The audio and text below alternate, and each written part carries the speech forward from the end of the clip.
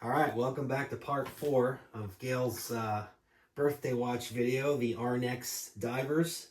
I'm at the point right now where we're waiting for crystals because the crystals that I ordered for it, even though I really want to use them, I can't because this case it uses a very unique crystal edge and the other crystals would not work. And I was kind of bummed out, but mostly is because these watches definitely had their crystals replaced at one time.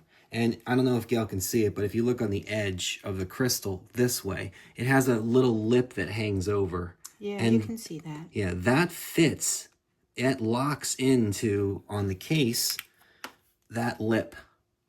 That's how it seals inside of there. So the crystal actually almost has to be scrunched up a little bit to be pressed in there. Now there is remember that tool we scrapped where it was a foot pedal thing and had a little lever? That's the old school way of what they did was you put this in a die, and that little rubber arm with your foot used to push the crystal and flex it enough that you could push it in and it would lock in place. Wow. Now that is long gone. There's other avenues to take to put that in, but I couldn't use those crystals. So I had to go try to find a 31 millimeter GS crystal, and it's not easy to find. Literally, I spent a lot of time trying to find it. They're on their way from Alabama, and it's a very odd spec. This whole watch job has been quite an interesting experience because this is the first time I got a chance to work on a French diver's watch, whereas the other ones I worked on were either Japanese or Swiss. Right. But even though it has Swiss parts in it, the French do things definitely different than everybody else does, which I gotta hand them props. I love French watches. In fact, my favorite French watch in the whole entire world is a Lejour Flygraph, which that's for another show. But getting back to this, I'm at the point right now where we're just waiting for crystals. I was able to get Gail's bezel off, unbelievably. You can look how shiny her case is here because this bezel was covering it the whole time, and it is it's quite beautiful. Look how shiny it is. And then look at this one. Look at mine. Whoever wore that one, the Love Lisa one, wore that for a long time without a bezel. You can see the difference. That your bezel is protecting it. It's almost polished. It's so cool. It is. And then it snaps on unbelievably. But I got it off with like 5 X-Acto knife blades and a lot of. I was asking the higher ups, this one I need this one, because we're getting back to the crystal, is those big thick diver crystals I couldn't use because this bezel is put on after the watch is on.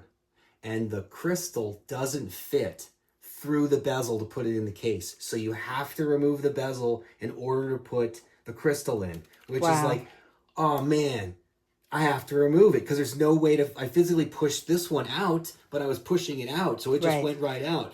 But you can't put it in. So you have to remove it in order to put that type of crystal in. And they make them, and it's specific for this kind of watch. Yeah. And I have 3 coming because in case I muff one up, I've got a guinea pig to try to install it because I might have to trim it because I don't have that tool. Yeah. And the problem is that tool would scratch the crystals, and I ended up what I do is I just shave off a very thin amount and then I roll her in and she goes right in. But I have to practice with one first, which is the beauty of why we got 3 crystals. Somebody was selling 3 exact crystals I needed for this in the original packages, and wow, I'm stoked. So that was luck. But what's holding us up kind of really is those crystals, because I was wanting to use something different, and this whole bezel thing has been quite this bezel has been quite the thing, I will say. Yeah. But the movements are done, they're timed. This is Gail's pot right here.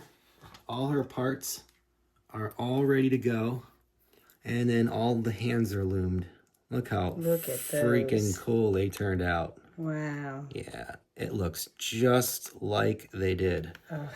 They're minty now. Oh, they are just, you want to see something even cooler? Awesome. Let's glow them. Okay. All right.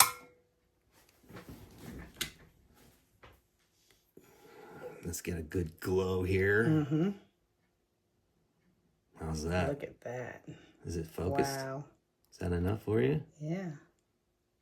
That looks great. Let's give him a little glow there. So the dial fades off, but there's nothing you can do about that. Right. But the handset, you'll be able to Yeah, those are so cool. without glass. I know the arrow. That big Yeah. arrow, I'm telling you, that big arrow is filled with so much loom, and you have to stretch it across the whole length of it, and then it's like 2 layers of cake. You have to literally lay it in there, and you can't look at the ruby jewels when you put fluorescence on them. Look how they glow. Oh yeah. Isn't that cool? That's awesome. Yeah, it's something else, huh? It sure is. That's quite a thing here. It sure is. But it looks exactly like an alarm clock. It Like if does. you put it on your nightstand at Yep. night, it literally would look like. So that's that. So Yeah. we are completely ready for assembly on both of them. Awesome. It's just now we're just waiting for the crystals, and Yeah. then next time you see us in part 5, we'll show you the finished watches. We're gonna try a new setup. I'm gonna do kind of the narrating, and Gail's gonna give you a really close-up view live of looking around at the watch, and you can see some really, really detailed stuff. Yeah. So, all right, well, then we'll see you All then right. in 5.